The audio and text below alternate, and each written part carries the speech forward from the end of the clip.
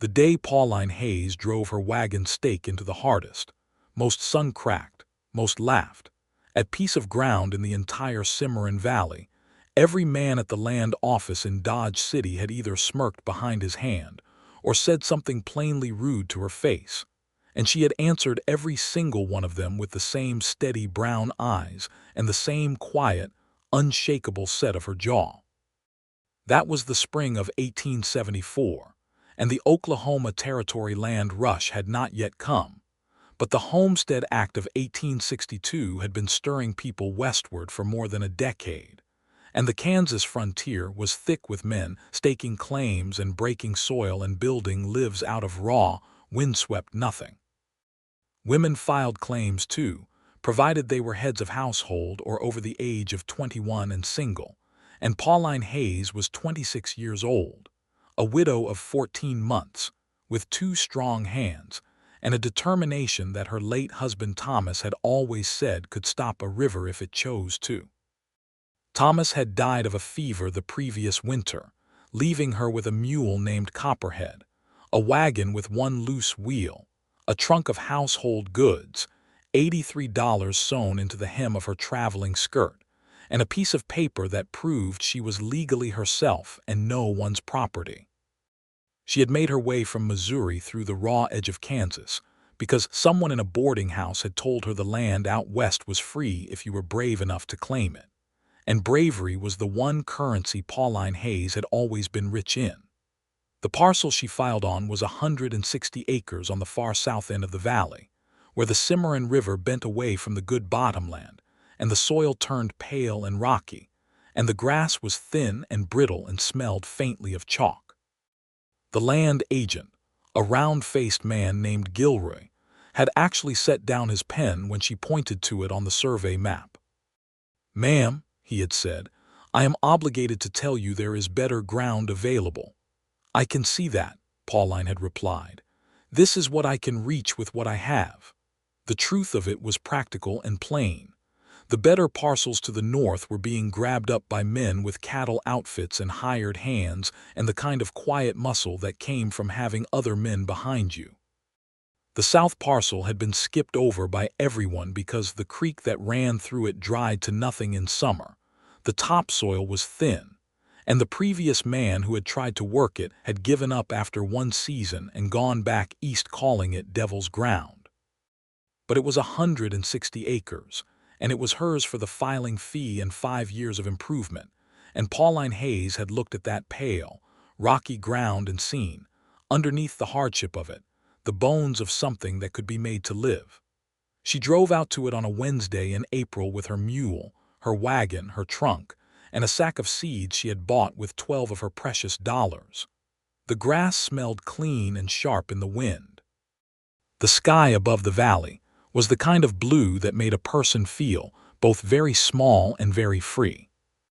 She pulled the wagon to a stop near a low rise where a cluster of cottonwood trees grew along the dry creek bed, and she sat for a long moment looking at what she owned. Then she climbed down and started to work. She had no lumber for a house yet, so she made do with the wagon as shelter the first nights, hanging canvas on the windward side and building her fire low and close. She mapped the acreage on foot, walking every line of it in worn leather boots, learning where the ground dipped and where it rose, where the soil was deepest in the low places, where the rocky outcroppings might yield to a pickaxe if she had the patience for it. She found a spring 200 yards from the cottonwoods, just a slow seep of cold water from beneath a shelf of limestone, barely enough to fill a bucket in an hour, but it was water and it was hers. She spent 3 days digging around it with the short-handled spade from her wagon, widening and deepening the basin, lining it with flat stones until she had something that would hold and give. The neighboring property to the north was a different world entirely. The Donovan Ranch sat on the best bottomland in the valley, a sprawling 320 acres of dark river soil with a proper frame house, a solid barn, 2 corrals, a bunkhouse for hired hands, and a windmill that turned lazily in the afternoon breeze. It had been built up over 6 years by Matthew Donovan, who had come west from Ohio with capital and ambition, and who had died 2 years prior of a heart that gave out one morning while he was shoeing a horse. His son, Matthew Donovan, had inherited it at the age of 29 and had been running it hard and well ever since.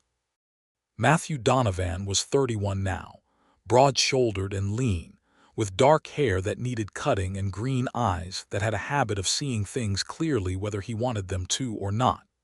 He was known in the valley as a fair man and a capable rancher, a man who kept his word and expected others to keep theirs, a man who did not suffer foolishness but who would lend a hand to a genuine neighbor without being asked.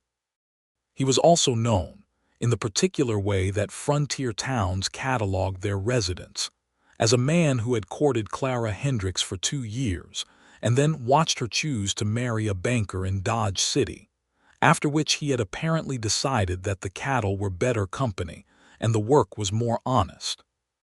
He heard about the new claimant on the south parcel from his foreman, a weathered Texan named Roy Briggs, who came in from town on a Thursday evening with flour and wire, and the kind of gossip that small communities traded like currency. "Woman filed on the Crawley ground," Roy said, setting the flour sacks on the kitchen table. "Widow out of Missouri. Filed yesterday morning, drove out in the afternoon." Matthew had been at the table cleaning the mechanism of a rifle and he did not look up immediately. "The Crawley ground. That's right. Someone told her what that ground is like. Gilroy says he tried. She filed anyway." Matthew set down the rifle part and rubbed the oil from his fingers on a cloth. He had ridden through the Crawley ground a dozen times over the years, knew every square foot of its deficiencies. The creek that didn't run in summer. The chalk-pale soil. The rock ledge that made the South Third nearly unplowable without significant work. He had always privately thought that a determined man with the right equipment and a few years of patience could do something with it. But a woman alone, with whatever she'd come out of Missouri with, which he imagined wasn't much if she was filing on the worst parcel in the valley because it was what was left, the image of it sat in his chest with a particular kind of uncomfortable weight. "She'll be gone by fall," Roy said, not unkindly, just practically. "Probably," Matthew said, and picked up the rifle part again. He told himself he was not going to ride down there. It was not his business. Women filed homestead claims every season. Some of them made it. Most of them didn't, and that was not a comfortable fact, but it was a true one, and there was no shortage of people in this valley who had tried to work land that wouldn't yield and had eventually moved on to something else. It wasn't cruelty that would make her leave. It was the land itself. He rode down there on Saturday. He told himself he was checking the south fence line, which was partly true. He had been meaning to walk that fence for 2 weeks. He brought his horse, a big bay gelding named Garrison, and he followed the fence line south until he could see the cottonwoods and the wagon and the thin line of smoke from a low fire. He pulled Garrison up at the property line and looked. She was digging, not with the tentative, uncertain effort of someone testing the ground and finding it discouraging. She was digging with the full, committed effort of someone who had decided to be there, her back bent and her arms working steadily, shifting pale soil from around what appeared to be a spring seep. She had her sleeves rolled up to the elbow and her dark hair pinned up under a wide-brimmed hat, and she did not look up when he rode closer because she was concentrating entirely on the work. He stopped Garrison about 20 feet from where she was digging and looked at the operation with what he privately admitted was some surprise. She had already laid flat stones around the spring basin.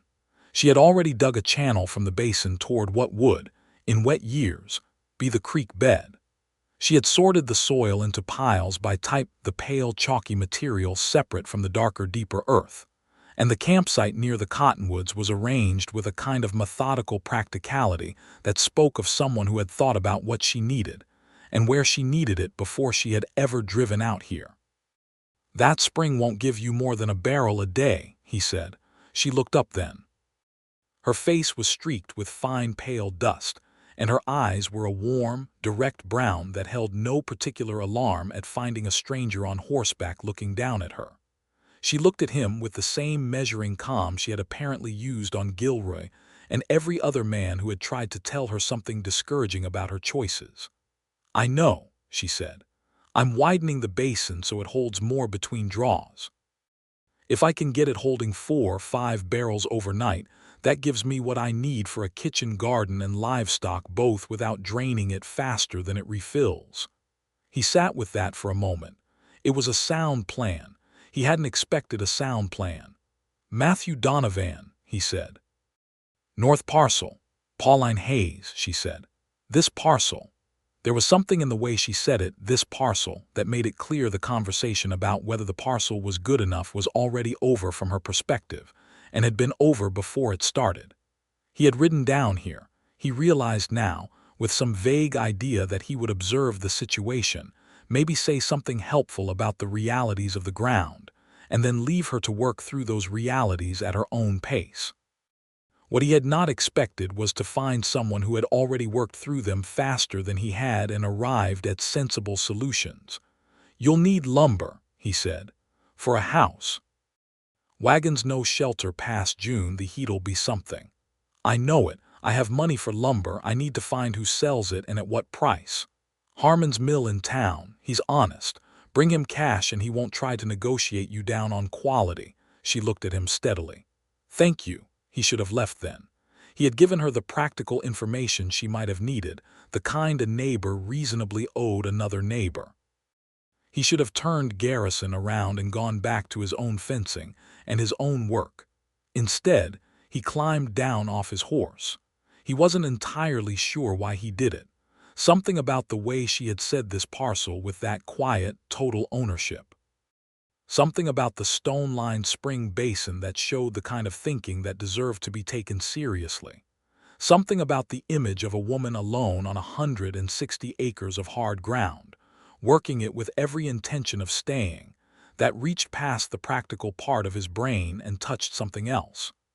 "That channel you're digging toward the creek," he said, walking over and looking at the angle of it. "If you angle it about 10 degrees more to the east, it'll catch the natural run when the summer rains come and direct it back into the basin, instead of losing it to the low ground south of you." She looked at the channel and then at the general slope of the land with the eyes of someone working out the geometry. "You're right," she said, after a moment. "I can help you redirect it. Won't take long with 2 spades. She looked at him then with the same direct measuring look, and this time there was something in it that was trying to work out what he wanted. Because nobody on the frontier did anything for nothing, and that was not cynicism. It was just the way of things, and she was a woman alone, and she understood perfectly well that help offered by a man who didn't know her was a thing to be examined carefully.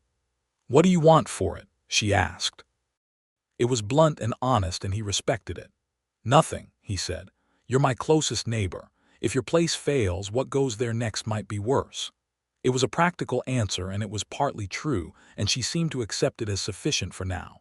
She handed him her spare spade without ceremony, and they worked side by side for 2 hours, redirecting the channel and deepening the spring basin until the slow seep had room to fill a proper pool. They didn't talk much. The work didn't need talking. But by the end of it, something had settled between them. The comfortable silence of 2 people who were used to work and had discovered they worked at the same pace. "I'll ride to Harmon's tomorrow," she said when they had cleaned their spades and she was washing her hands at the newly deepened spring. "Get prices on lumber." "I'm going to town Monday," he said. "You're welcome to ride along. Roy can follow with the wagon if you want to bring a load back." She considered this. "I can bring my own wagon." "Your wheel's loose," he said. He had noticed it the moment he'd walked past it. The left rear wheel was out of true and the linchpin was wearing. She looked at the wagon and then back at him, with something that was not quite annoyance and not quite surprise. More like the look of someone who has been keeping a list of things to deal with and does not appreciate having the list added to. "I'll fix the wheel tonight," she said. I'll fix the wheel tonight," she said again, pleasantly but absolutely. He raised his hand slightly in acknowledgement and went back to his horse. He put his boot in the stirrup and swung up and looked down at her standing by the spring with her sleeves still rolled up and pale dust on her face and that uncompromising steady look. "Monday morning," he said, "early. I'll be ready," she said. He rode back to the ranch with an odd feeling that he couldn't quite identify, something between respect and curiosity, and a faint unease that was less about her situation and more about his own interest in it. The wheel was fixed when he rode by Monday morning. She had also, apparently, sorted and inventoried the contents of her wagon and made a list in a small notebook she kept in her apron pocket, and she drove alongside him into town with the kind of focused, purposeful energy of someone who had a great deal to accomplish and intended to accomplish it.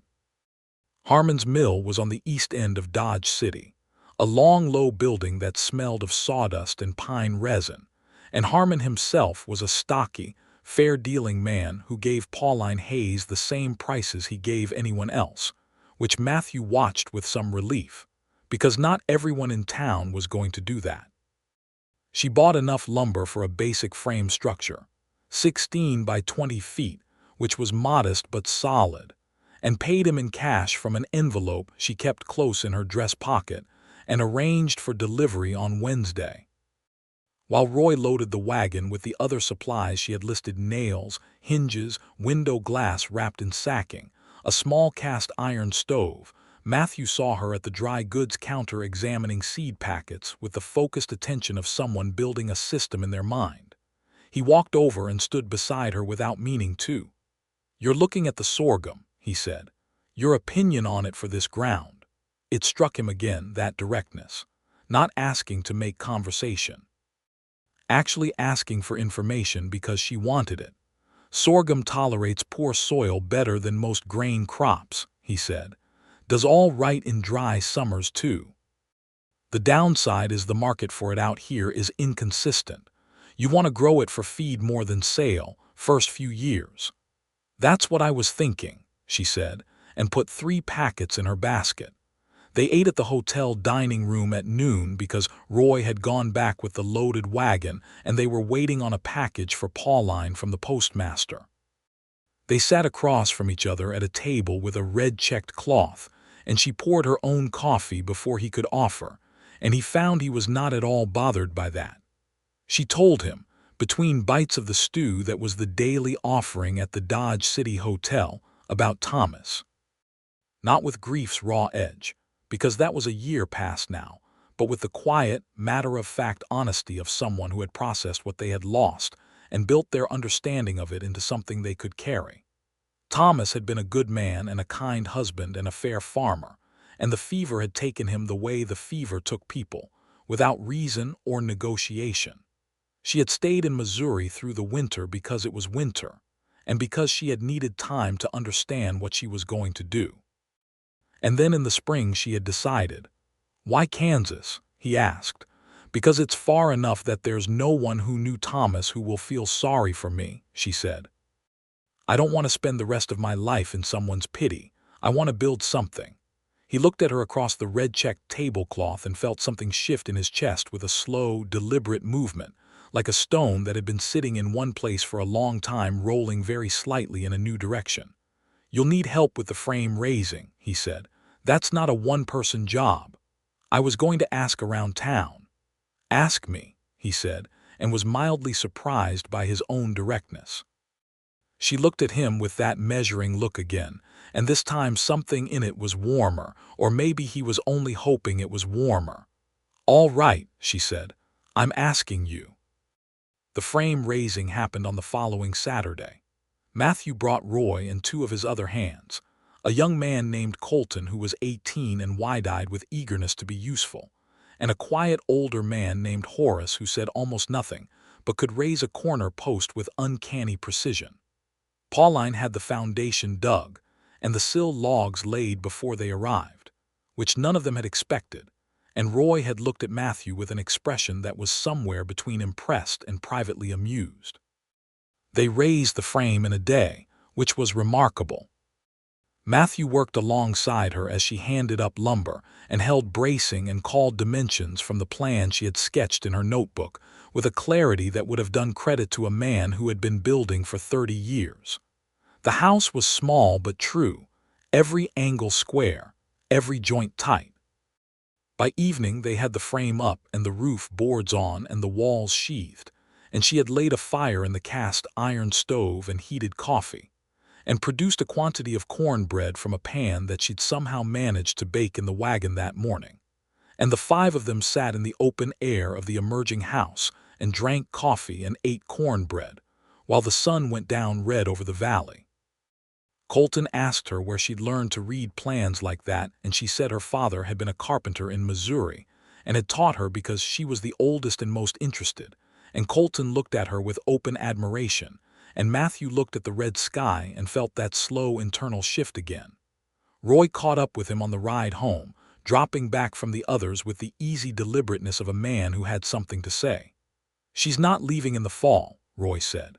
"No," Matthew agreed. "Good neighbor to have, a woman who can read plans." "She's a good neighbor," Matthew said, and left it at that. But he thought about her the whole ride home, the way she had handed up lumber without being asked what was needed next, the way she had coffee ready before anyone had thought to want it, the way she had said this parcel with that total and unquestionable ownership, and the way her eyes looked when she was working out a problem, focused and calm and alive with something that was pure, concentrated intelligence. He came by again the following week.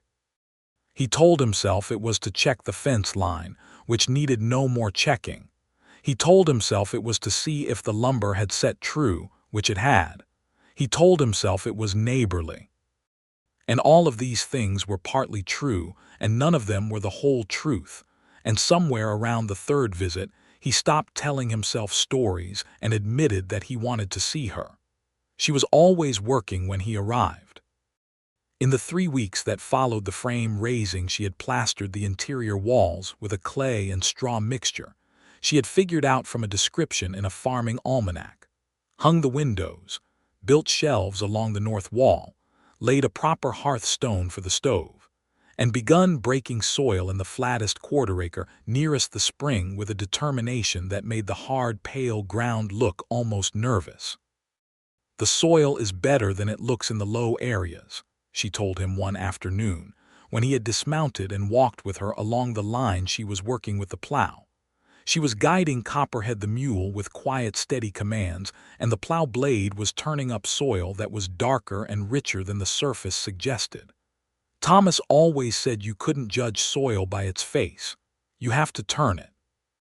Thomas was right, Matthew said, crouching to take up a handful of the turned earth and feel its weight and moisture between his fingers. "This has more clay content than I thought. It'll hold water once it's broken. You could grow a kitchen garden here that would actually produce." "That's what I'm counting on," she said, and guided Copperhead to the end of the row. He found himself crouching there with dirt in his palm long after she turned the mule, thinking about the way she said "that's what I'm counting on," as if the hard ground and the thin soil and the dry summer coming were things she had already measured and found within the range of what she could handle. And he felt a warmth for her that was no longer something he could pretend, was only neighborly interest. He helped her plant the kitchen garden. He told himself he was only there because Roy had gone to town and he had an afternoon free, and the first part was true. They planted in rows across the broken ground beans, squash, onions, the sorghum she had bought in town, and she worked at one end of the row and he worked at the other, and they met in the middle each time with a rhythm that felt like something practiced, something old and familiar, though they had known each other barely a month. "You don't have to come every week," she said, at the end of that afternoon, without any particular accusation in it. Just an observation, an invitation to account for himself. "I know," he said. She waited. "I like coming," he said. He was not a man who talked around things, and the directness she brought to every exchange had a way of pulling the same quality out of him. She looked at him with a kind of careful consideration, the kind that meant she was taking what he'd said seriously and deciding what to do with it. "I'm not looking to be taken care of," she said at last. "I know that," he said. "I've been watching you for a month. Nobody who's watched you for a month would think that." Something moved across her face that was not quite a smile and was not quite vulnerability, but was somewhere between the two, the expression of someone who has been very strong for a very long time and is not entirely used to being seen. "All right," she said after a moment. "Then I suppose you're welcome to come." He went home that evening and told Roy, who was sitting on the porch smoking, that he was going to go back on Thursday to help Pauline Hayes put in the corner posts for her livestock pen. And Roy had said, "Is that right?" with the particular neutral tone of a man who was keeping his opinions to himself by considerable effort. The summer came in hard and fast, the way Kansas summers did, dropping the temperature of the mornings and raising it mercilessly by noon, bleaching the grass to yellow and cracking the dry creek bed to a pale puzzle of white clay.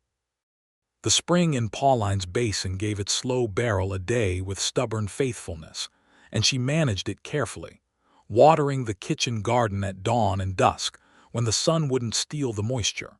And the plants came up with the determined, slightly miraculous energy of things growing in soil that hadn't been worked in years.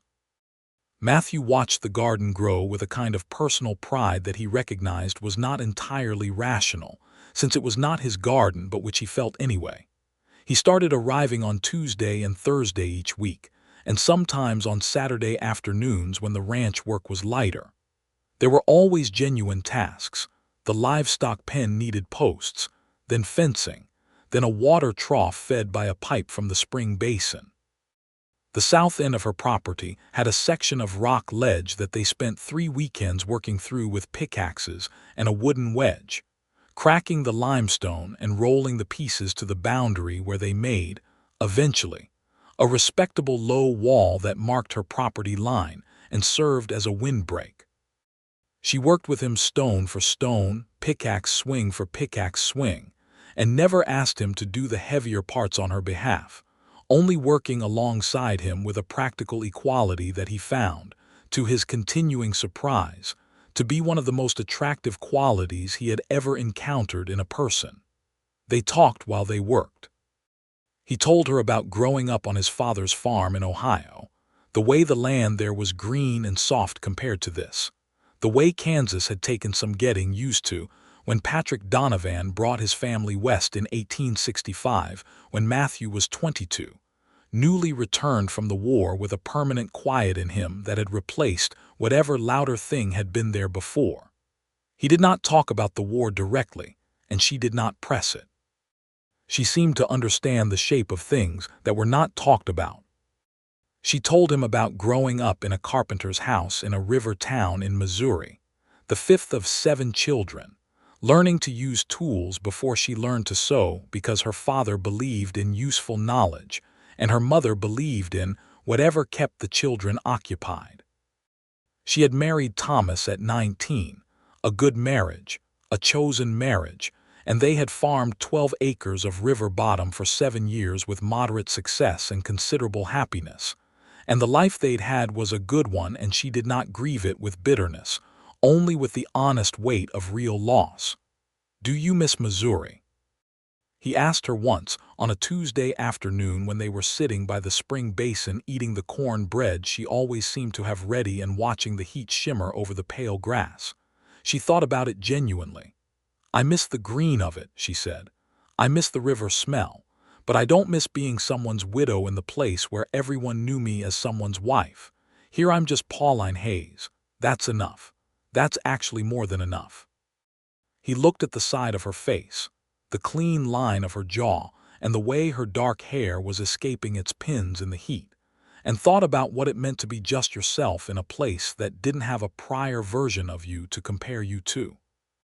He had always been Patrick Donovan's son in this valley, which was a fine inheritance but a particular weight, and he understood, he thought, something of what she meant. "I like who Pauline Hayes is," he said quietly. She turned and looked at him, and this time the thing that moved across her face was unmistakably a blush, a deep rose color that spread from her cheekbones up to her temples, and she looked away again quickly toward the shimmer of the grass, with the expression of someone who was organizing themselves internally. "You are going to make the cornbread very difficult to eat if you say things like that," she said at last, and there was something in her voice that was trying to be dry and not quite managing it, and he smiled at the valley with the particular private happiness of a man who has just been given something very good. There was a Sunday in July when a man named Crispin Cole rode out from town. Cole was a buyer for one of the large cattle operations that had been quietly acquiring land in the valley over the past 2 years. A smooth, well-dressed man with a Missouri twang and the practiced pleasantness of someone who sold things for a living. He had bought out 3 homesteaders already that summer, offering cash for land that was struggling, and he rode onto Pauline's property on a pale horse and found her in the kitchen garden and offered her $200 for her claim and her improvement. Matthew was not there when Cole arrived. He heard about it from Pauline the following Tuesday, told in the same matter-of-fact tone she told him everything, but with a particular quality beneath it, a fine edge, like wire pulled taut. $200, he repeated. That's right. What did you tell him? I told him that the value of this land would be considerably more than $200 in 5 years, and he was welcome to wait and see. She paused. He said the land wasn't worth that now, and I said he wouldn't be offering me money for it if he didn't believe it was worth more, and he stopped looking quite so pleasant. Matthew felt a flood of satisfaction at that image. Did he leave? Eventually. He said he might come back with a better offer. He's been buying up the struggling homesteads, Matthew said carefully, getting them for as little as he can, running them into one large parcel for the operation behind him. If he thinks your ground is worth buying, that tells you something about what it's going to be. I know what it's going to be, she said, with the same certainty she always had about her own land, and then she looked at him with something that was both practical and personal at once. If he comes back, would you? I'm not asking for protection, she said quickly. I handle myself. I know you do. But another witness, someone who knows land values in this valley, someone whose presence makes the offer harder to misrepresent later, that would be useful. I'll be here, he said, without hesitation. Cole came back in August with $350 and a contract that had language in it Pauline read carefully and identified as a waiver of future mineral rights, which she pointed out to Matthew with a quiet precision while Cole stood in her yard looking from one of them to the other with increasing discomfort. The mineral rights clause, Matthew said to Cole. That's not standard. It's standard in our contracts, Cole said smoothly. It's not standard in Kansas homestead transfers, Matthew said. And I know it because I've read the ones that happened in this valley, and none of them have it. So either this contract is unusual for a reason you're not telling her, or someone made an error. Cole had looked at both of them for a long moment, and then taken his contract and his pale horse back toward town, and Matthew had stood in Pauline's yard watching him go with a cold satisfaction. Pauline stood beside him and watched too.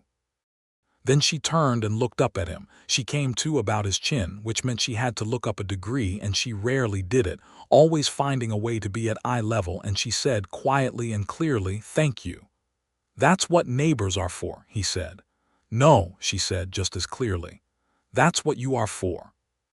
Not all neighbors would know to look at a mineral rights clause.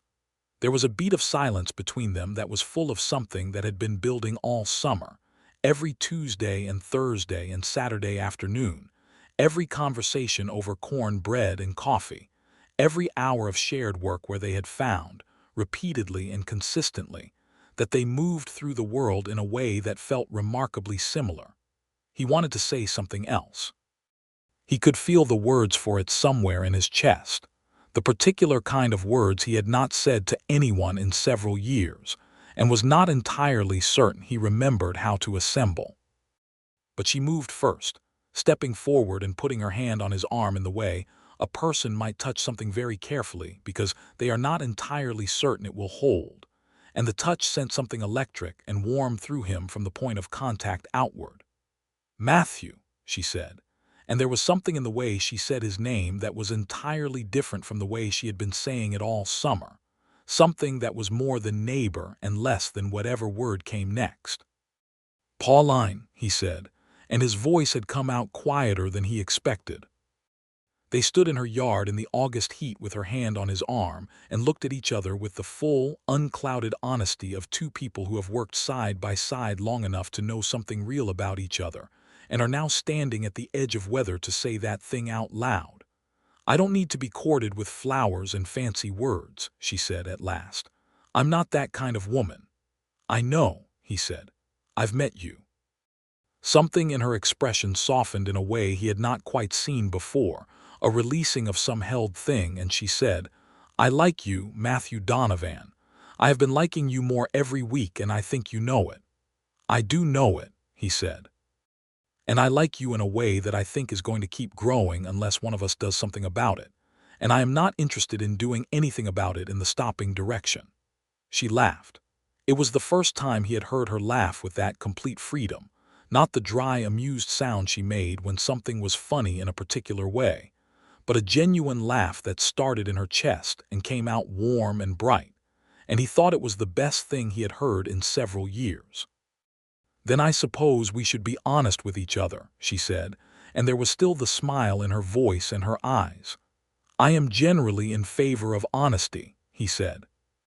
She was still touching his arm, and he turned his hand slowly until he could take her hand in his, and she let him. And they stood like that in the August sun in the yard of the house. They had raised together and held hands with the simple, undisguised pleasure of two people who have earned each other.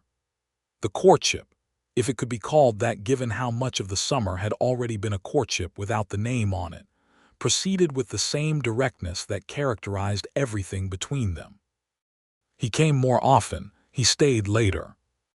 They sat in the evenings on the step of her small house and watched the sky go through its colors and talked about everything. About the land and the work, about Ohio and Missouri, about what kind of operation she wanted to build on her 160 acres, and what he was trying to do with the 320 to the north, about the territory and the changes coming, about the things they believed and the things they were uncertain of. He kissed her for the first time on the last day of August, when the sun was going down red and copper over the valley, and the first coolness of the approaching autumn was starting to move through the grass. They were sitting on her step, and she had said something about the color of the sky, and he had looked at the color of her face in that light and leaned over and kissed her, and she had kissed him back with a warmth and a directness that was entirely, perfectly her. "I should have done that in June," he said. "Probably," she agreed. He arrived at her door on a cool September morning with a different kind of purpose than the usual practical visit, wearing a clean shirt and carrying his hat in his hands, and she looked at him from the doorway with those direct brown eyes that saw everything and said, "You have something to say." "I have a great deal to say," he said. "I'm not sure I'll say it as well as I'd like to." She stepped aside so he could come in and poured him coffee and sat across the small table from him with her hands around her own cup and waited. He told her that he had not been looking for what he had found this summer. He told her that he had ridden down to her claim in April with. He was honest about this. A vague inclination to assess the situation and possibly offer some discouraging practical wisdom, and that she had immediately and thoroughly defeated that inclination by already having better practical wisdom than he had brought with him. He told her that every visit since had been because he wanted to be there, because being with her was the clearest and most honest and most genuinely good thing that had happened to him in years, and that he had spent a considerable amount of the summer trying to identify the right words for what he was feeling, and had ultimately concluded that the right words were the straightforward ones. "I love you," he said. "I believe I have been loving you since about the 3rd week in April. I think your land is not the worst in the valley, and I think you knew that when you filed on it, and I think you are the most remarkable person I have met in my entire adult life, and I would like, very much, if you would marry me." Pauline Hayes sat across the table from him with her coffee in her hands and looked at him for a long, full moment. "You rode over here in April to mock me," she said. He felt the color rise in his face. "I was going to observe the situation and possibly say discouraging things. I was not. I had no intention of." He stopped. "Yes," he said, "that is what I was going to do." She looked at him with something that was enormous warmth wearing the coat of dry humor. "And instead you fixed my spring basin," she said. "And then the wheel, and the frame, and the fence posts, and the rock wall, and the garden. You helped with the garden. I helped with the garden." She set her coffee cup down and looked at her hands for a moment, and when she looked up her face was open in a way it rarely was, without the habitual composure, and he could see in it everything she felt as clearly as if she had laid it out on the table between them. "I love you too," she said. "I have loved you since approximately the day you told me to angle the channel 10 degrees east, because that was the moment I understood that you were not going to treat me like someone who needed to be managed." She paused. "I will marry you, Matthew Donovan, on one condition." "Name it." "This land is mine. I will have the deed and I will keep it, and it will be mine in law and in fact. I am not becoming your property when I become your wife." He looked at her steadily. "I had no intention of asking otherwise," he said. "Your land is your land. I want to marry you, not acquire your acres." She looked at him for another moment, checking the truth of it, and seemed to find it complete. "Then yes," she said simply, and smiled at him with the full warmth of it. And he was across the table and had her hands in his before he quite registered moving.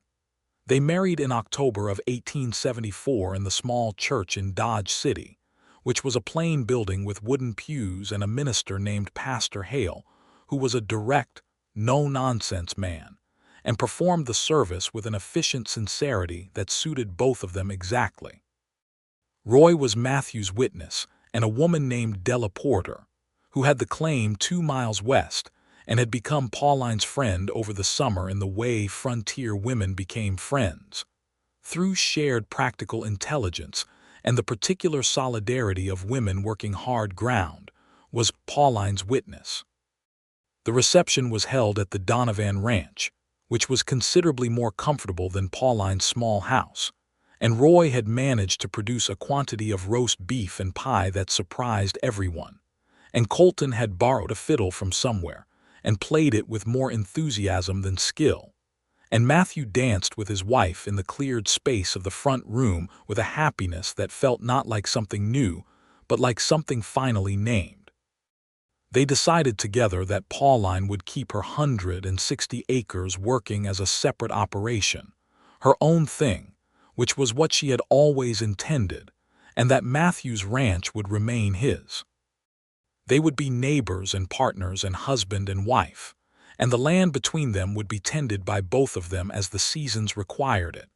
But in law and in deed, it would remain what it was, hers and his, separately owned, jointly loved. This was unusual enough that a few people in town raised eyebrows, and Roy had explained to Colton in private terms that they shouldn't discuss it with anyone because Mrs. Donovan. She had taken the name, which she explained to Matthew was a practical matter of having one name in a community rather than any diminishment of her own identity, would hear about it and would likely have thoughts. Pauline Hayes Donovan did indeed have thoughts on most subjects and was not shy about expressing them, which Matthew found to be one of the great pleasures of being married to her. The winter of 1874 to 1875 was a cold one. The valley froze hard in December, and the wind came off the plains with a particular edge that got into everything, and Matthew spent the worst of the cold weeks at Pauline's house, which they had insulated better with a second layer of interior board and additional chinking between the logs, and which was, he discovered, considerably more comfortable than it looked from the outside because she had thought carefully about where the heat would go and where the cold would enter. They spent the long evenings by the stove reading aloud to each other. She had 3 books and he had 6, and arguing companionably about farming strategies and land management, and whether the sorghum had performed as expected. It had, better actually, and she was cautiously pleased about the yield from the kitchen garden, which had produced enough to fill 8 barrels, and a number of crocks with preserved vegetables that lined the shelf along the north wall like a small victory parade. She was pregnant by February. She told him on a Tuesday morning with the same directness she brought to everything else, sitting across the breakfast table and saying simply, "I believe we're going to have a child in the fall." He set down his coffee cup and looked at her with something that was joy so immediate and so large that it bypassed all the usual filters and arrived on his face before he had any say in it. "Are you well?" he asked. "Do you feel well?" "I feel perfectly well," she said. "I am not made of glass, Matthew." "I know you're not," he said.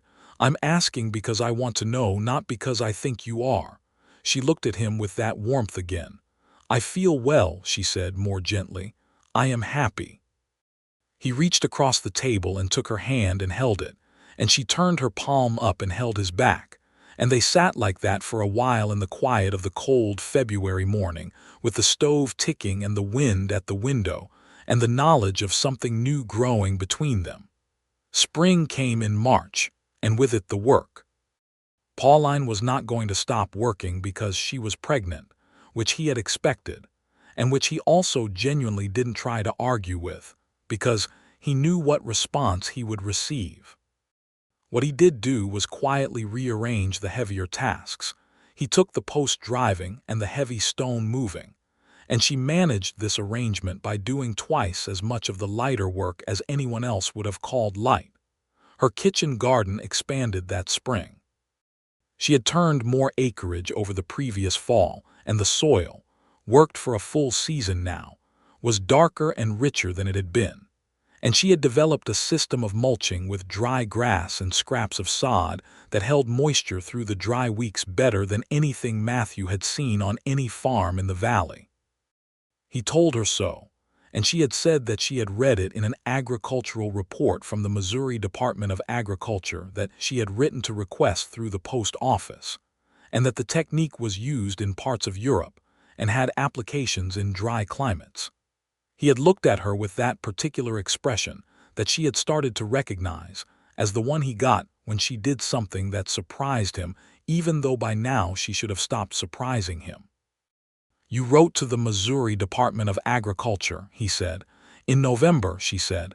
"They sent the report in January." "Of course they did," he said. The sorghum field she planted in April was a full 2 acres this year, an expansion made possible by the additional ground she had broken, and she had traded with a man at the Tuesday market in town for a piglet and 2 chickens. And by June, she had a small but functional animal yard with a shed she had built herself with scrap lumber from Harmon's mill, and the pig and the chickens coexisted in their section of it with the sort of pragmatic tolerance that animals on working farms generally manage. Crispin Cole did not come back. Matthew had heard in town that the operation behind Cole had shifted its interest to the northern part of the valley, where the bottomland was richer, and the homesteaders were more likely to be struggling with the particular problems of heavy soil and spring flooding. This was information he found satisfying and shared with Pauline over supper, and she had nodded and said, "Good.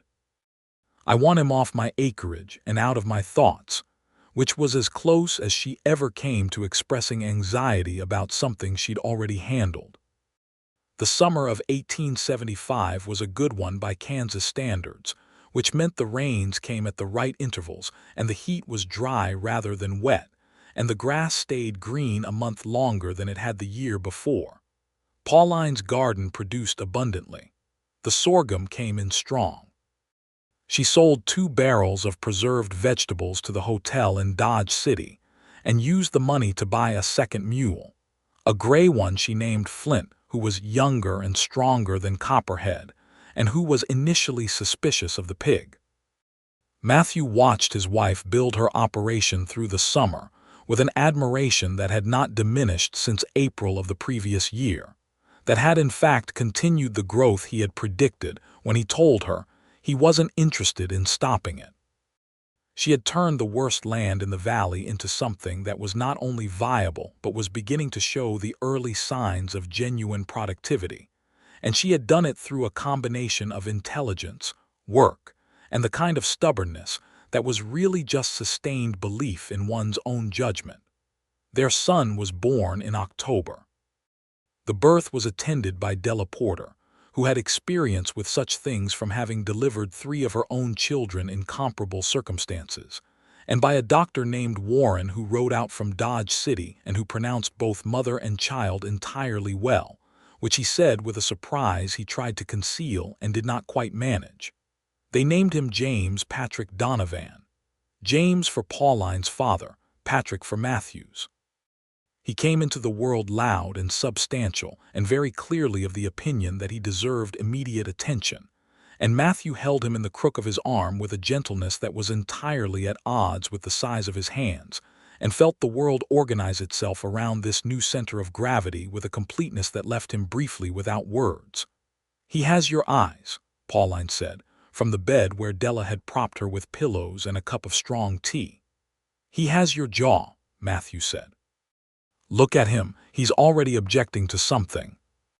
"He is absolutely your son," Della said from the corner, and they all three laughed, and small James Patrick Donovan opened his eyes and looked at the ceiling of his mother's house with the profound focus of someone who has just arrived somewhere and intends to make careful note of it. The next 3 years moved with the particular rhythm of a life that is busy and hard and good. Pauline's land grew into itself. The kitchen garden expanded each year, and the sorghum field was joined by a small wheat plot on the best of the low ground, and she added a milk cow to the animal yard, a brown creature named Prudence who was bad-tempered and gave excellent milk, and built a proper chicken house with a hay loft above it, and deepened the spring basin once more so that in the driest weeks of summer there was enough water for the household and the animals both.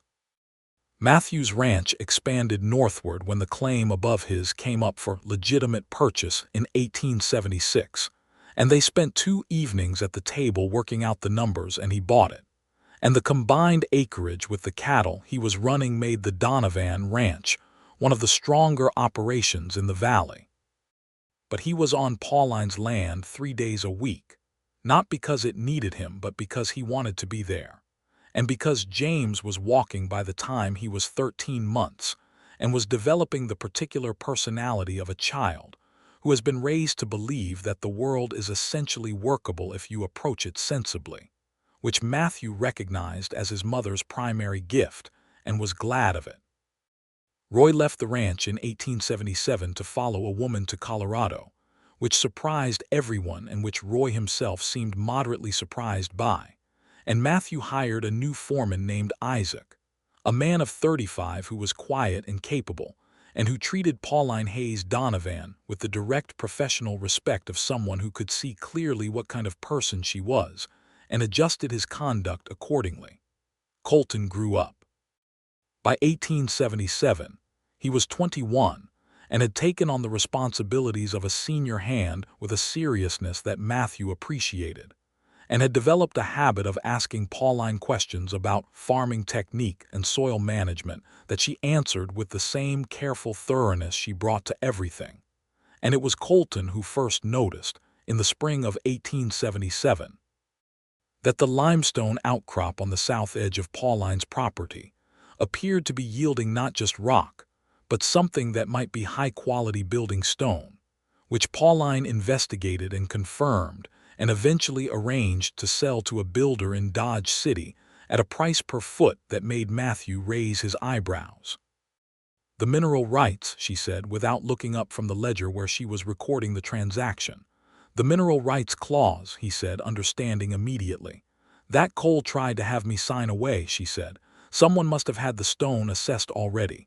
That is why he wanted the clause." Matthew sat down heavily and looked at his wife with an expression that was pure appreciation. "You knew," he said. "I suspected," she said. "I didn't know until Isaac's cousin who does building in town told us what the stone was worth. But the clause was too specific to be accidental, and I had wondered." She sold the building stone over the course of 2 seasons to the builder in town and to a man building a new hotel, and the money went into the land operation and into a savings account at the Dodge City Bank that was, by the end of 1877, enough to make Pauline Hayes Donovan's 160 acres of the worst land in the valley worth more, in total assets, than anyone who had filed on the better ground that year had turned their claims into. Matthew told her this one evening in November of 1877, after he had read the figures she kept in her ledger and done some arithmetic in his head. "You are aware," he said, "that you are going to be cited as a success story." "By whom?" "By everyone in this valley who has an opinion about what's possible on difficult ground. Gilray will probably claim he recommended you file on this parcel." She made a sound that was both amused and unimpressed. "Let him." "I want to say something," he said, and there was a different quality in his voice, quieter and more serious. She put down her pen and looked at him. "I rode over here in April of 1874 with the general intention of surveying the situation and possibly telling you, kindly, that you had made a mistake," he said. "I want you to know that I have thought about that every single time this land has shown me what you already knew it could be. You were right, and I was prepared to be condescending about it. And I am grateful every day that you fixed your own wheel and had better plans for the spring basin than I had thought to bring. Because if any of it had been different, I might have talked myself into leaving, and that would have been the greatest mistake of my life."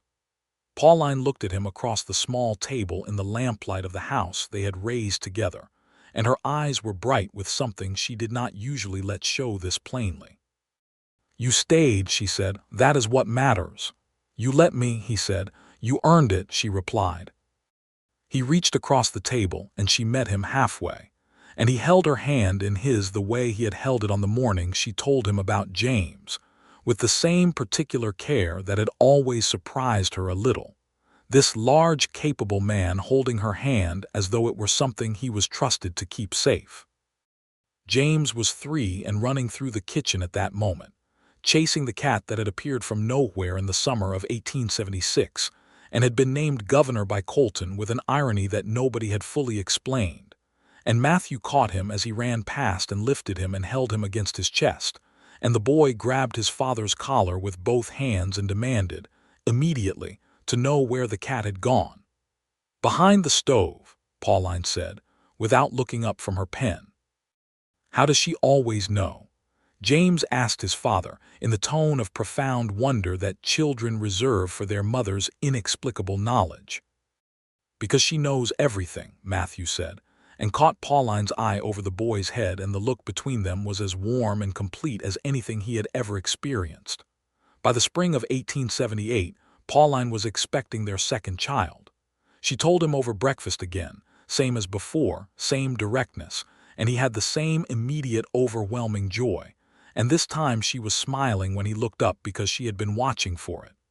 "You knew I would look like that," he said. "I did know that," she said. "Because you know everything," James said from his corner of the table where he was eating porridge with focused determination. Both his parents looked at him and then at each other and laughed, and James looked up and grinned with the grin of a child who has successfully made the people he loves happy, which was, at 3 years old, already one of his primary occupations. The Donovan Ranch in the spring of 1878 was a different thing than it had been in 1874. The main house had been expanded with a proper parlor and 2 additional sleeping rooms, built the previous summer with lumber from Harmon's mill, and a team of carpenters from town, and a great deal of Matthew's own labor. The corrals were solid, the cattle operation was profitable, and the partnership with Isaac as foreman had given the whole enterprise a steadiness that meant Matthew could spend the time he chose on Pauline's land without the ranch suffering for it. Pauline's operation had a name now, in the informal way things got names on the frontier. People in town called it the Hayes place because she had built it under that name and had filed under that name, and it was hers in a way that the Donovan name, which she carried as her own by choice, did not fully capture. Matthew had never had any objection to this. He liked the Hayes place. He had spent considerable time there. The building stone business had wound down by the spring of 1878, the accessible surface outcrop largely sold, but it had left Pauline with enough in the bank to invest in a greenhouse frame with glass panels, a technology she had read about in the agricultural report she continued to receive from Missouri, and which she believed would allow her to start seedlings weeks earlier than the open ground permitted, extending her growing season at both ends. Matthew had helped her build it against the south wall of her house over 2 weekends, and it was a thing of odd beauty, the glass catching the spring light and throwing it in slanted patterns across the stone floor inside. Her wheat had done well enough in 1877 that she was considering expanding the plot, which Matthew supported with some specific cautions about the soil conditions in the dry years that the older ranchers in the valley had described to him, and they had spent an evening with a map of her acreage working out where the wheat could go and where the sorghum should stay, and what the rotation should look like over a 5-year cycle, and he had thought, watching her work the pencil across the map with clean, decisive marks, that this was exactly what he had meant when he told her he had not expected to find what he found that April morning in 1874. Their daughter was born in November of 1878. They named her Clara, which was Matthew's choice, and Pauline had asked about it, and he had told her honestly about Clara Hendricks and the 2 years and the banker in Dodge City, and Pauline had listened and then said, "All right. Clara is a good name. The original Clara's loss is our gain," which was so precisely the right response that he had kissed her forehead with a feeling of profound gratitude for the specific person she was. Clara Donovan arrived with considerably less noise than her brother had, a quieter and apparently more observant temperament from the first, which James, now 4, found somewhat suspicious. He had expected a companion who would immediately share his interest in chasing the governor and investigating the chicken yard and climbing things, and Clara showed, in her first months, no particular inclination toward any of these activities, which James reported to his father with an air of concern. "She'll get to it," Matthew told him. "She's 4 months old." "When?" James asked. "Give her a year," Matthew said. James was not fully satisfied with this timeline, but accepted it with the practical resignation of a child who has learned that some things require patience. The spring of 1879 brought a dry, warm March and a wet April, and a May that was everything a Kansas May could be, the grass coming green and strong, and the wildflowers running in drifts of yellow and purple across the valley. Pauline's greenhouse had done everything she hoped it would, producing seedlings 6 weeks ahead of the usual date, and the kitchen garden was in the ground before the end of April with the early crops already showing. She had hired a woman that spring, a young widow named Agnes who had come west with her family's wagon train and been left when the group continued to California, and she did not, for reasons she did not fully explain and which Pauline did not press. Agnes was 22, practical, good with children, and had a way of managing James that combined absolute fairness with enough humor that he was charmed into compliance, which Pauline found both useful and impressive. Matthew had looked at Agnes with the assessment of a man who was accustomed to sizing up potential ranch hands, and had declared her, privately to Pauline, to be the most competent person they'd hired since Isaac, which Pauline considered high praise given her opinion of Isaac.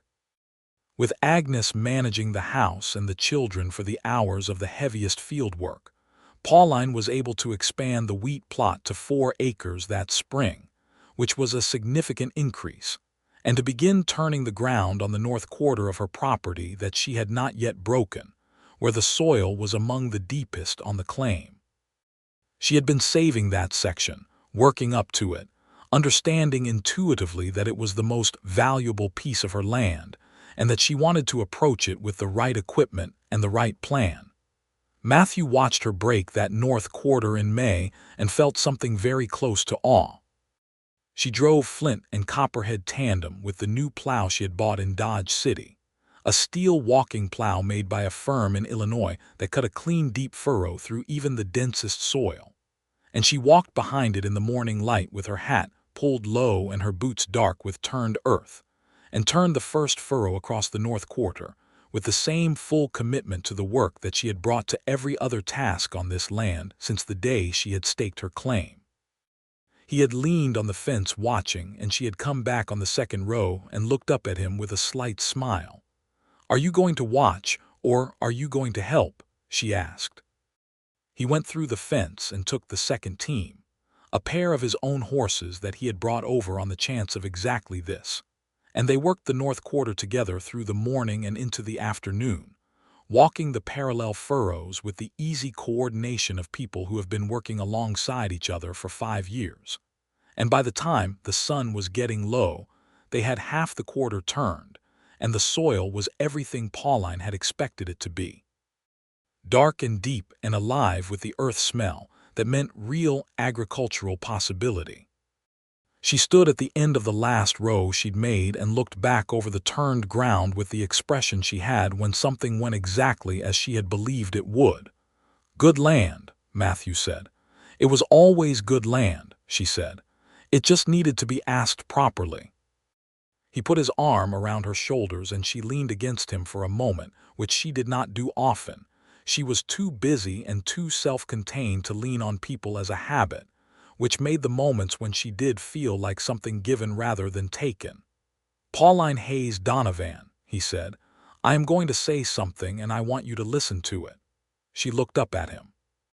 "This land," he said, "which every man in the valley dismissed as worthless, which Gilroy tried to redirect you from, which Crispin Cole tried to buy cheap, because he knew what the stone was worth, which I myself rode over here in April of 1874 to look at with the honest intention of finding sympathetically discouraging, is in the spring of 1879 the most productive farm claim per acre in this valley."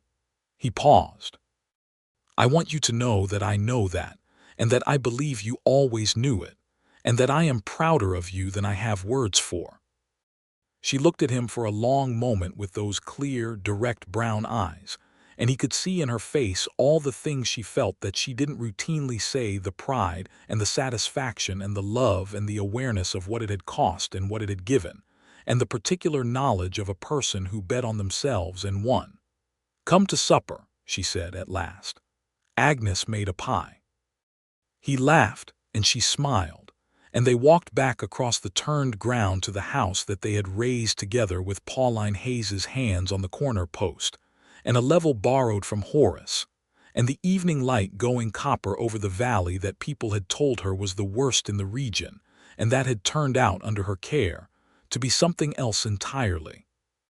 That evening after supper, when James was asleep on his cot, and Clara was asleep in the cradle that Matthew had made over the winter from pine and walnut with more care than he had taken over any previous woodworking task, and Agnes had gone to her room in the small addition they had built for her off the back of the house, Matthew and Pauline sat at the kitchen table with coffee and the lamplight between them, and talked the way they always did in the evenings.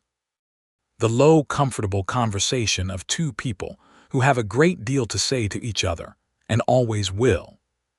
She was showing him the projections for the North Quarter, what it could yield with 2 seasons of good working and the right crops, and he was adding notes from his own experience with the similar soil on his north expansion, and they were deep in the numbers when he looked up and found her looking at him with an expression that was simply happy, without the focus or the calculation, just warm and direct and full.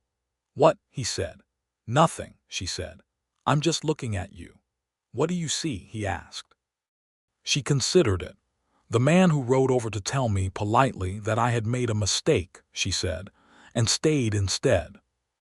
"I stayed because of the spring basin," he said, which was true in the sense that it was the first reason. "I know," she said, "but you kept coming back." "Because of you," he said. "Yes," she said, "because of me." She reached across the table and he took her hand the same way, the same care, 5 years of it and still the same feeling. "I am going to plant the North Quarter in wheat," she said after a moment, returning to the papers. "September after the turn," he said. "Give the soil a summer to settle." "That's what I was thinking," she said, and they went back to the numbers. The summer of 1879 was full. The wheat plot performed. The sorghum performed. The kitchen garden produced more than Pauline and Agnes and the children and Matthew could use between them, and she began selling the surplus at the Tuesday market in Dodge City. First the preserved vegetables in crocks, then fresh produce, as her reputation for quality spread in the way it does in small communities where everyone pays attention to what grows and what doesn't. People started coming to her specifically at the market, which she accepted with the same matter-of-fact practicality she accepted everything. Della Porter had expanded her own claim to the West and was one of the market regulars, and she and Pauline had developed the kind of friendship that the frontier generated between capable women, practical, honest, based on genuine mutual respect and the shared experience of knowing what it cost to build something from nothing. Della's husband had come west 2 years after Della filed her claim, a man named Tom Porter who was a solid, decent person somewhat in awe of his wife, and who and Matthew had developed a friendship based on mutual recognition of their situations. "We married remarkable women," Tom said to Matthew once, at the Tuesday market, watching Della and Pauline at their adjacent stalls doing something that involved a dispute over a customer's request that they were both managing with considerable skill. "We did," Matthew said. "I recommend it. The North Quarter was planted in September of 1879, as planned." Pauline walked the seed rows herself, directing Flint and the new drill she had purchased with the stone sale savings, and Matthew walked the outer edge checking the depth marks, and the rows went in true and even across the dark-turned soil. She stood at the edge of the planted ground when they were done and looked across it in the September afternoon with the light slanting low and the shadow of her figure stretching long across the new-seeded earth. "5 years ago," she said, "this was the devil's ground." "People said that," Matthew agreed. "People were wrong," she said, without any particular triumph, just as a statement of fact. "Spectacularly," he said. She looked at him over her shoulder and smiled. It was not the dry, careful smile of their early acquaintance, or the full, free laugh of the August afternoon in 1874. It was something that had grown and settled over 5 years of shared work and shared seasons, and shared beds, and shared children, and shared coffee, and shared ledger books, and shared fence lines, and shared everything. A smile that was the expression of a woman who has arrived exactly where she meant to be. He crossed the space between them and put his arms around her from behind, and she leaned back against him, and they looked across the planted North Quarter at the last of the September light. "James is going to want to know what we planted," she said. "He already knows. He asked me yesterday." "He asked you?" "He told me he wanted to understand the crop rotation because he was going to need to know it." She was quiet for a moment. "He's 5, she said. "He's very much your son," Matthew said. She laughed again, that warm, complete laugh, and turned in his arms to look at him with the same directness she had always used, that had never changed, that had been the first thing he had recognized as remarkable about her, and that was still, 5 years later, one of the first things he thought of when he thought of her. "Matthew Donovan," she said. "Pauline Hayes Donovan," he replied. "I am glad you stayed," she said. "I am glad you let me," he said. She kissed him in the September evening on her own land, the land she had filed on and worked and coaxed and believed in, while every man in the valley had looked sideways at her choice. And the North Quarter stretched behind them with its new seeds in the dark-turned soil, and the spring was running its careful barrel a day, and the chickens were settled in their house, and the governor was somewhere asleep in a patch of last sun, and their children were in the house with Agnes, and the world was entirely as it should be. The winter of 1879 to 1880 was a relatively mild one, which was a mercy. Matthew and Pauline spent the long evenings planning the following season, how to expand the market operation, whether to add another acre of wheat, whether the greenhouse should be enlarged now that they had Agnes to manage the seedlings on the heavy work days.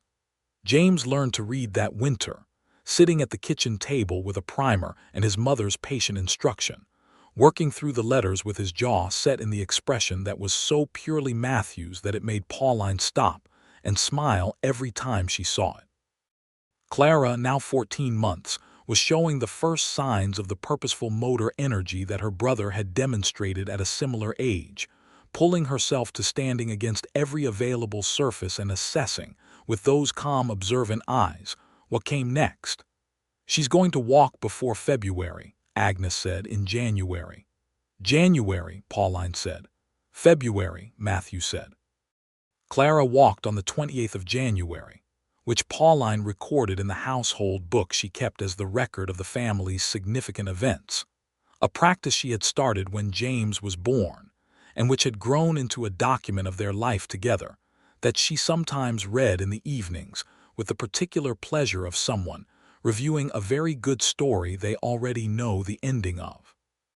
The wheat in the North Quarter emerged in the spring of 1880 with a strength that made Matthew come and stand at the edge of the field for a full 5 minutes without speaking, which was not his usual behavior, and when Pauline asked him what he was looking at, he said, "5 years ago I told Roy you'd be gone by fall," and she had looked at the wheat with him and said, and he said, "And I was never more wrong about anything in my life." She sold wheat that fall for the first time from the Hayes place, at the grain elevator in Dodge City, at a price that was competitive with the established operations in the valley. She came home from town with the payment and showed it to Matthew at the kitchen table, and he looked at the figure, and then at her face, and knew that this was not about the money, particularly, but about the thing the money represented, a vindication of 5 years of work and belief and sheer, unflinching refusal to accept that the devil's ground was what anyone else said it was. 160 acres, she said, of the worst land in the valley. Of the best farming operation in this valley per acre, he said. She folded the payment record and put it in the household book, between the record of Clara's first steps and the planting notes for the North Quarter, and went to make supper with the expression of a woman who has settled a long-standing account with the world. James was 6 that October, and the day they brought the wheat payment home he asked his father, at supper, what the difference was between their ranch and his mother's farm, and Matthew had explained about cattle operations and grain farming and the different economics of each, and James had listened with the focused attention he gave to any information he considered useful. And then he said, "When I'm old enough, can I work both?" Matthew and Pauline had looked at each other across the table. "Both," James said firmly, "because it seems like having both is better than having only one." "He is absolutely your son," Pauline said. "He is absolutely your son," Matthew said, at exactly the same moment. They laughed, and James looked satisfied with having said the right thing, and Clara, from her chair, made a sound that was clearly intended to indicate her participation in the general happiness of the table, and the governor, from somewhere under Matthew's chair, produced a sound that suggested he had opinions too. The valley that had been raw and uncertain and wide open in 1874 was becoming, by 1880, something more settled. The town of Dodge City had grown and changed in ways that the frontier years had not yet described: more buildings, more businesses, a school that James would start attending in the fall, a church that was larger than the plain building where Matthew and Pauline had married. The wildness of it was not gone, but it was finding the shape of something more permanent, and the people who had stayed and built and refused to leave were beginning to see the valley as a place with a future rather than only a frontier. Pauline Hayes Donovan's land was part of that future. The Hayes place was known in the valley as evidence of what patience and intelligence and absolute refusal to accept received opinion could do with difficult ground. She did not make speeches about it or seek the recognition. But when new homesteaders came to the valley and asked at Harmon's or at Gilroy's or at the Tuesday market about what was possible, they were told, consistently, that Pauline Hayes Donovan had filed on the worst 160 acres in the valley in 1874 and had turned it into the strongest small farm operation in the region, and that if they wanted to know how, they could ride south and ask her and she would tell them. Several of them did. She gave her time to these conversations with the same directness she gave everything, answering questions practically and fully, showing the spring basin and the greenhouse and the crop rotation, and the soil work with the manner of someone who has built something and is not modest about it, but is also not interested in being a monument, just a source of good information. Matthew watched these consultations from a respectful distance and felt, consistently and without diminishment, the same combination of pride and love and plain good fortune that had been with him since approximately the third week of April, 1874. On the 6th anniversary of the day she had filed her claim, April of 1880, Pauline walked the full perimeter of her 160 acres as she had walked it in that first week, learning its lines again with 6 years of different knowledge behind her eyes. The creek that had been dry the first summer ran shallow but persistent now, partly because she had worked the watershed above it, and partly because the grass she had established on the overgrazed sections had slowed the runoff and given the water time to permeate. The limestone outcrop on the south was quarried down to its accessible extent, the building stones sold, and the money put to work. The spring basin gave its barrel and more with the reliability of something that had been properly cared for. The north quarter stood in its second year of wheat rotation, the rows visible in the long morning light. She walked to the cottonwood trees where she had first camped, where she had first dug at the spring basin with a short-handled spade, and she sat in the shade of the largest one and looked at the house and the greenhouse and the animal yard and the fields and the smoke from the breakfast fire. And she thought about the woman who had driven a stake into this ground 6 years ago with $83 sewn into her skirt hem, and a mule named Copperhead, and the specific kind of bravery that has no name for itself, because it is just the absence of an alternative.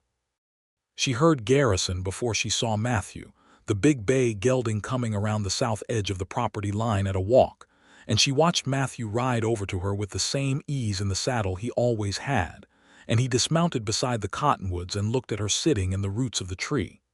"Agnes told me you were out walking," he said. "6 years today," she said. He sat down beside her in the cottonwood roots, his back against the rough bark, and they both looked at the house. "Do you remember what this looked like?" she asked. "Pale grass and a wagon with a loose wheel," he said, "and a woman digging at a spring who had better plans for it than I did. You were going to tell me I'd made a mistake. I was going to observe the situation and potentially say discouraging things.